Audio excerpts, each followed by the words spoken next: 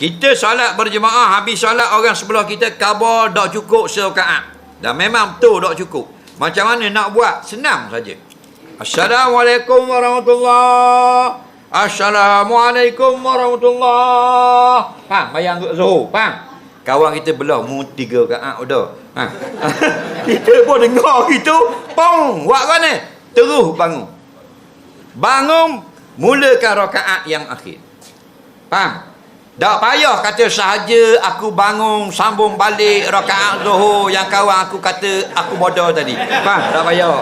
Faham? Kita masuk dah semayang dah dikira. Okey? Tapi kalau kita niat juga, aku niat sambung 1 rakaat, harus hukumnya. Okey? Jadi dah orang khabar tegak, kita naik selalu. Faham? Naik dan baca Fatihah, lepas tu rakaat, lepas tu iktidal, sujud 2 kali, tahiyat akhir, sujud sahwi, baru salam. Tapi dengan syarat, baru lagi salam.